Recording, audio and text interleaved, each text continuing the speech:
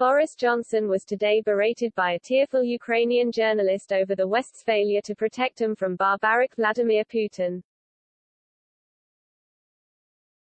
The PM was accused of being afraid to defend people as he took a press conference on a visit to Poland.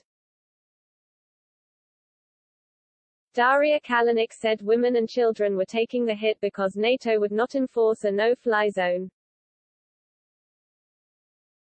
"You are not coming to Kyiv, PM, because you are afraid," she said, adding that NATO wanted to avoid World War III but it had already started. After listening in awkward silence, Mr. Johnson replied that he was doing what he could, but cannot pretend that the West will step in militarily. Unfortunately, the implication of that would be that the UK would be engaged in shooting down Russian planes, engaged in direct combat with Russia. That's not something we can do, he said.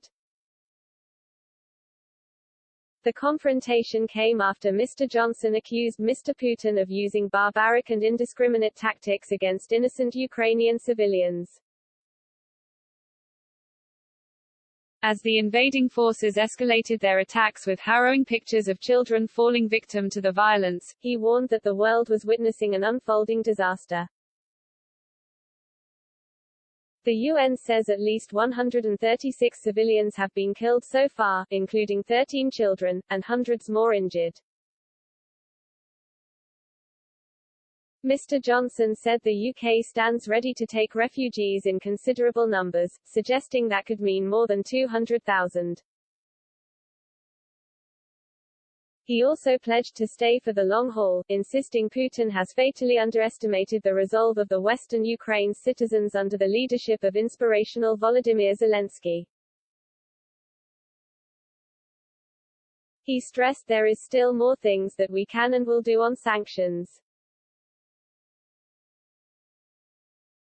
But Ms. Kalanick, executive director of the Anti-Corruption Action Center civil society organization, stood up to lambast the West's response.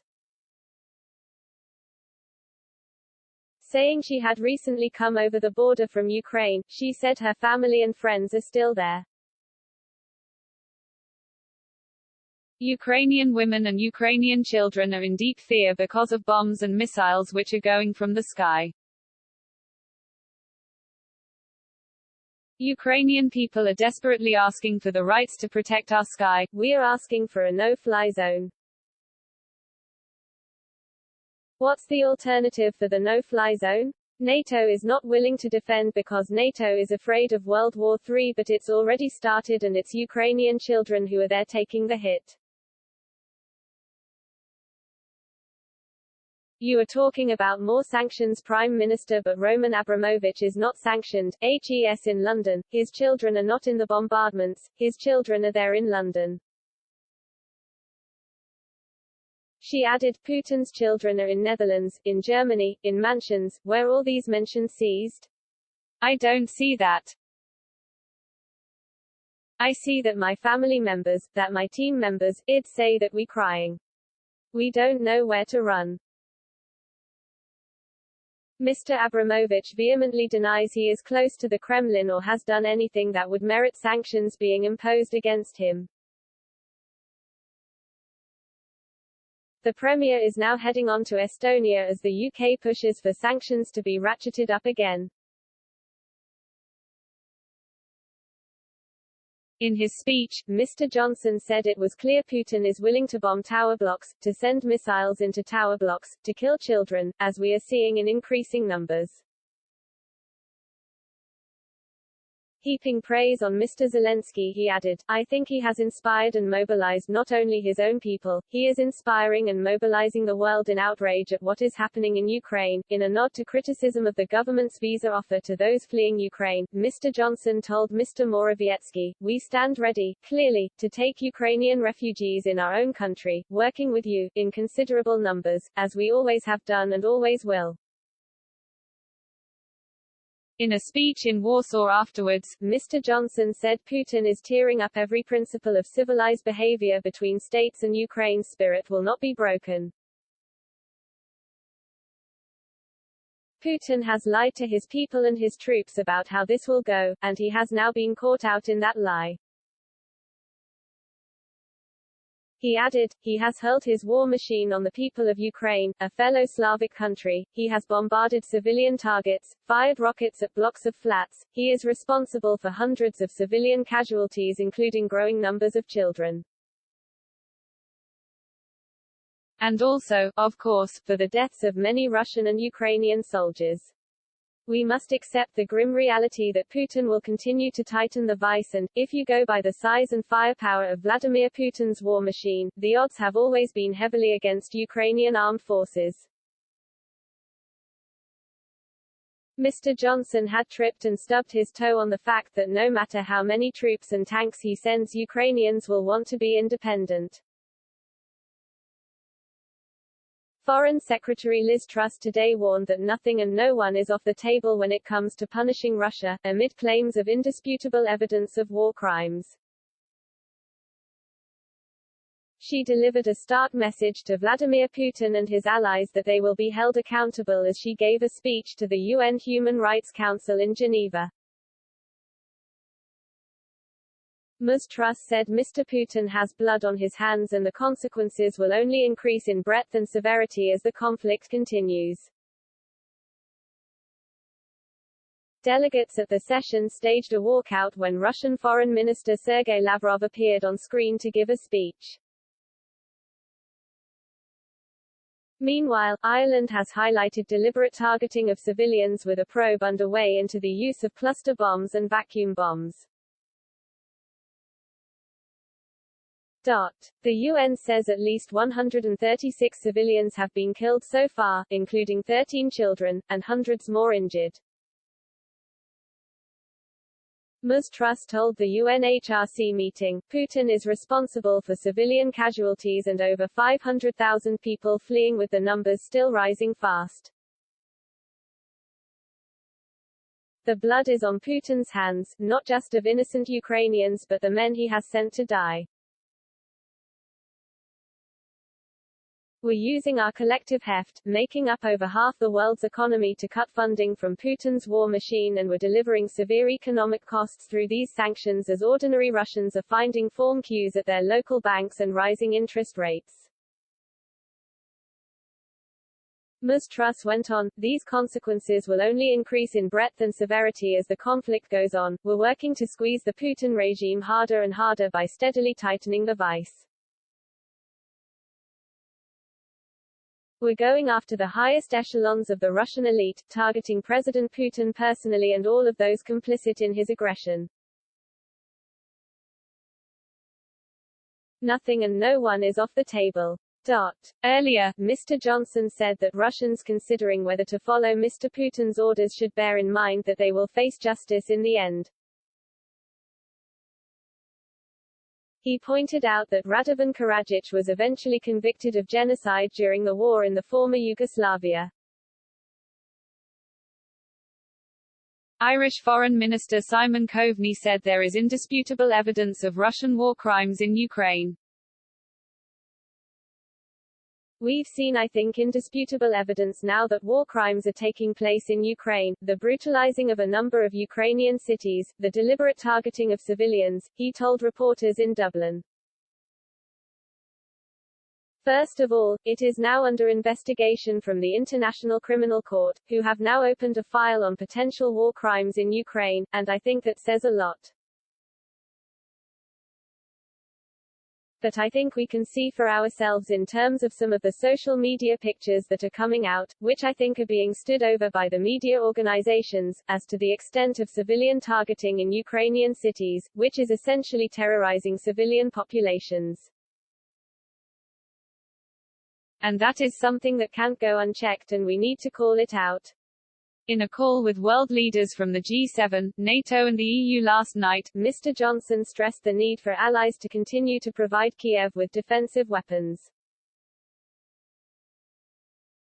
He also said neighboring countries will require support to deal with large numbers of Ukrainians escaping violence. Mr. Zelensky is said to be providing the PM with a shopping list of military gear to fight the Russian advance in near-daily phone calls. Mr. Johnson is scheduled to visit British troops serving in Estonia, which shares a border with Russia, as well as holding talks with NATO Secretary-General Jens Stoltenberg. They will jointly visit British troops serving on the front line of Russian aggression in Tarpa, No. 10 said, before meetings with Estonian PM Kaja Kallas and Estonian President Alar Karis to discuss security. In a round of interviews this morning, Deputy Prime Minister Dominic Raab warned Putin could resort to even more barbaric tactics as his campaign stalls, and insisted any war crimes must be pursued. Mr. Raab told Sky News, those that engage in war crimes will be held to account. He said it must be clear to both to Putin but also to commanders in Moscow and on the ground in Ukraine that they will be held accountable for any violations of the laws of war. Voicing alarm at the prospects for escalation, Mr. Raab said, "We know that Putin will react to this, or we fear that he will react to this, with even more barbaric tactics. That's why we must be prepared that this could be a long haul." The former Foreign Secretary added, "This is turning into a much more perilous misadventure for Putin than I think he realized, and it has a demoralized effect on Russia forces and it has had the effect of stealing the will of the Ukrainian people. That's how we will ensure Putin fails in Ukraine, and we're there for the long haul." Britain's UN ambassador Dame Barbara Woodward told an emergency meeting of the Security Council last night that Ukraine is on the brink of a humanitarian catastrophe. As Russia continues its assault on the Eastern European country, Dame Barbara was among those at the UN to accuse the Kremlin of launching indiscriminate attacks against men, women and children and violating international humanitarian law. She said, as a result of President Putin's decision to launch a full-scale invasion of Ukraine, a country of 44 million people is now on the brink of humanitarian catastrophe. Missiles have rained down on Kharkiv, with cluster munitions hitting residential areas and injuring residents. Disruption to supply chains has caused food shortages in Kramatorsk.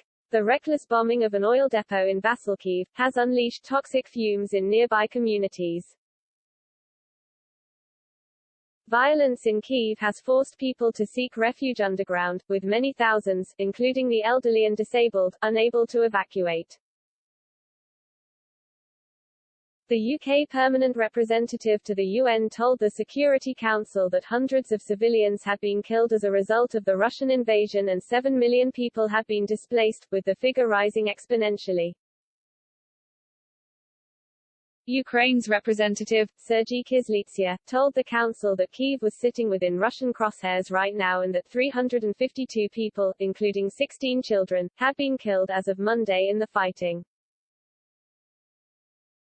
He accused Moscow troops of attacking hospitals and ambulances in a determination to kill civilians, adding, "There is no debate. These are war crimes." But Vasily Nebenzia, the Russian UN permanent representative, said his country's armed forces did not have the goal of occupying Ukraine or harming the local population. The chief prosecutor of the International Criminal Court said he plans to open an investigation as rapidly as possible into possible war crimes and crimes against humanity in Ukraine. Mr. Zelensky echoed Mr. Kyslytsya's statements in an address late last night. in a video posted to social media, the leader said that in 5 days Russian forces had launched 56 missile strikes and 113 cruise missiles in Ukraine. He added, "Today, Russian forces brutally fired on Kharkiv from jet artillery. It was clearly a war crime. Kharkiv is a peaceful city, there are peaceful residential areas, no military facilities." Dozens of eyewitness accounts prove that this is not a single false volley, but deliberate destruction of people. The Russians knew where they were shooting.